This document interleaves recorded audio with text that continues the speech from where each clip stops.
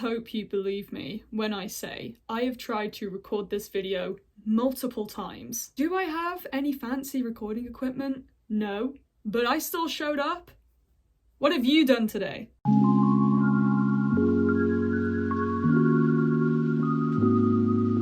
I bet none of you had Erin Comes Back to YouTube on your 2023 bingo cards. I didn't either, but here we are. A surprise to be sure, but a welcome one. Hi guys, it's Erin and welcome back to the channel. How have you guys been? I know, it's been a while. I know that it's been a long time since I last uploaded a video and this has seemingly come out of nowhere, but I can assure you that this return to YouTube has been an idea that has been knocking around in my head for a few months now. And with this return comes some explanations that I think are due. I'm sure that for any returning subscribers you might have a few questions, but fear not, because I am here to answer all of them. And that's basically what this video is for. It's a housekeeping video, if you will. The house is dusty and full of cobwebs, but I am armed with a feather duster and I am ready. In this video I'm going to talk about where I've been, what I've been up to, and what my future plans for this channel are. So without further ado, let's get into the video. On to the first question. Erin,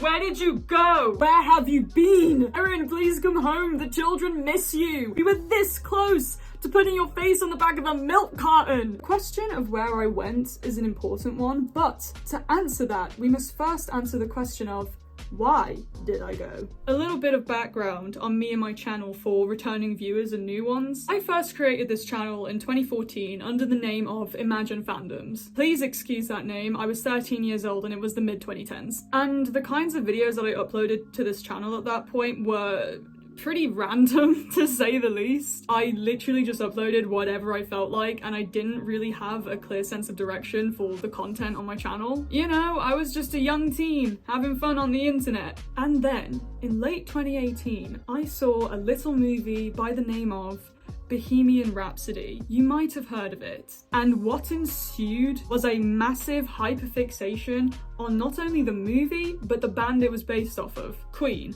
I uploaded my first Queen related video on the 11th of November 2018, and then I uploaded another one, and another one. And before I knew it, I had reached 1,000 subscribers and was making Queen content regularly. I was 17 at the time, and the whole having actual views and subscribers on YouTube was still a pretty new concept to me, but I had fun doing it and people liked watching it, so I kept doing it. But as time went on, I noticed that Queen fandom was dropping off and there weren't as many people who were active in the fandom as there were at its peak in 2019. And I hope that I don't come across as fickle or mean when I say this, but that drop-off in participation kind of caused me to lose interest. With so few people active in Queen fandom combined with a decline in views on my videos, I lost the motivation to make content. More importantly, I lost the passion. In hindsight, I believe that Queen fandom was a fandom that was destined to burn very brightly,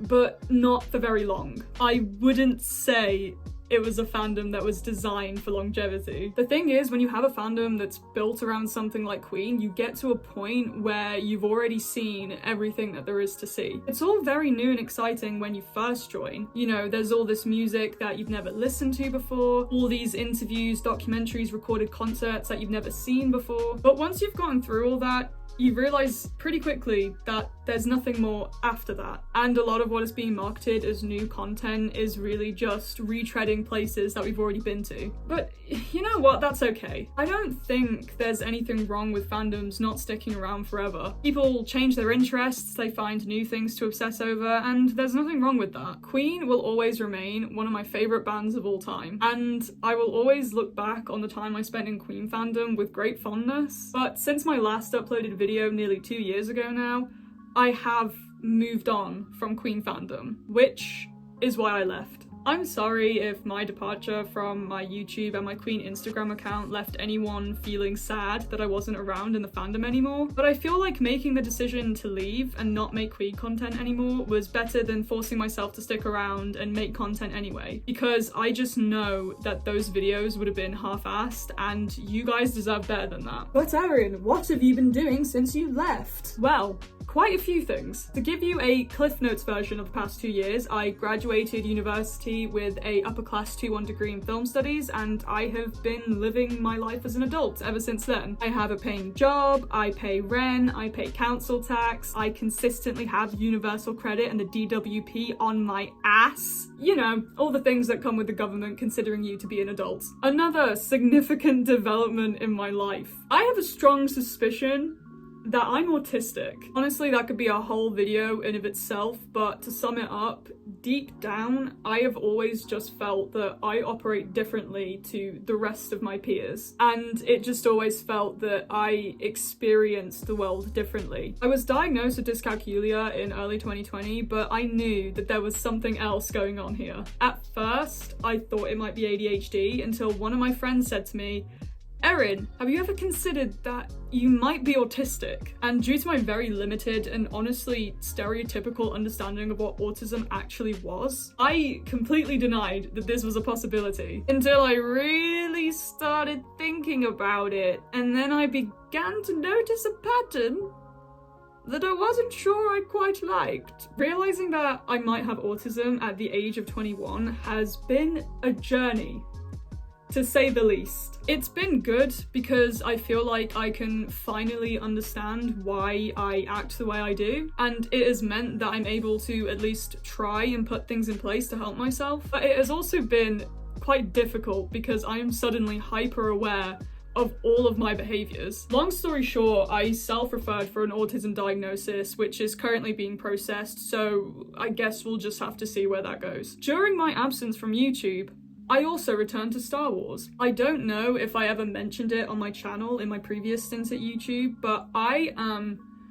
a huge Star Wars fan. I've been a Star Wars fan since late 2015, and I've often said that if my entire personality and being was a universe, Star Wars would be the center of it. It is my sun, and it is my moon and stars. Which, interestingly enough, brings us to the next question. What are your plans for this channel now that you're back? If I'm being honest, life after graduating university has been a bit difficult for me. I've felt a little lost, and the question of what do I want to do with my life has been spinning around in my head for a while now. Family, friends, and those lovely people at the shithole they call a job centre have asked me, what job do you want to do? And I find that the answer I always come back to is, I want to work in close proximity with Star Wars, which is so fucking vague. It's not even a job title. Like, what does that even mean?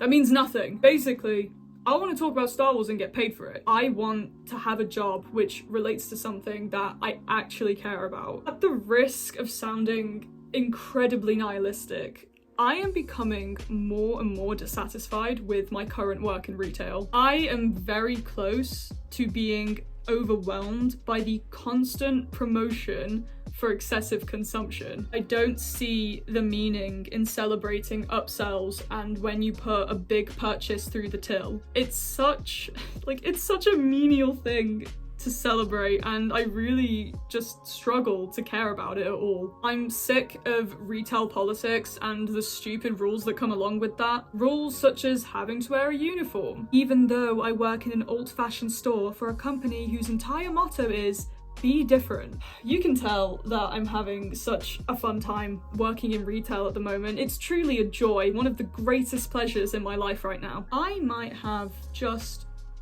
a tiny problem with authority, and it is likely to be caused by the potential autism. Now, at this point, you might be thinking to yourselves, Erin, where the hell are you going with all of this? Well, funny you should ask. I think it's really obvious that I don't want to be stuck in retail forever. It's not my life dream, it's simply a job I got after uni so I could pay my rent. So, to answer the question of what my plans for this channel are, I want to shift the focus of this channel to Star Wars. I want to make Star Wars content. I want to build a community and a name for myself within Star Wars fandom. Like I said, my dream is to work in close proximity with Star Wars, and right now, this path seems like the best place to get there. And much to the surprise of me, the official Star Wars TikTok account follows my TikTok page, so who knows what could happen. No, I don't have everything all figured out. Yes, I'll still be doing retail, but I think if I was doing something on the side that I actually cared about,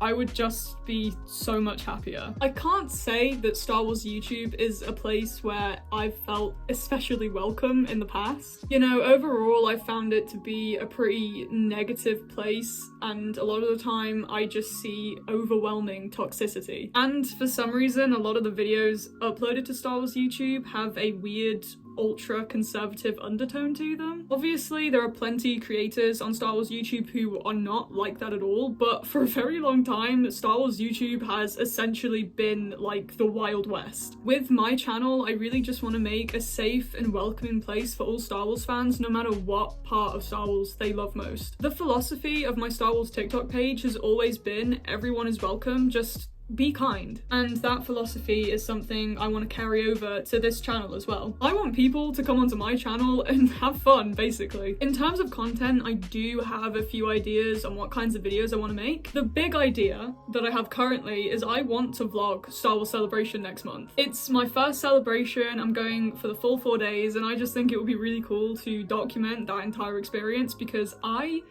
so excited. I don't know if this attempt at Star Wars YouTube is gonna work out, but I am gonna try. And hey, if it doesn't work out, I'm only 21, so there's still plenty of time to get a boring office job if I need to. So that's what this channel's gonna be. It's gonna be a Star Wars YouTube channel. I'm gonna change my name and everything. I think it's definitely time to move on from ImagineFandoms. Now, to all the people who subscribed to me when I was making Queen content, I would completely understand if you wanted to unsubscribe from the channel. I get it, not everyone is a Star Wars fan, but I do hope you guys stick around because my channel would not be where it is without you guys. My old videos will still remain public. I don't plan on taking them down. I know that there are still people who watch those videos, so they will remain on my channel for you to still watch and enjoy. It's important to remember your roots, I think. And that concludes this housekeeping video. I think I covered everything that I wanted to cover in this video, but of course, if any of you have any more questions, just feel free to put them in the comments below. You can also find me on my Instagram at Jyn.Andors and on TikTok at @.space. Thank you for watching, and I'll see you whenever I next post a video. Bye!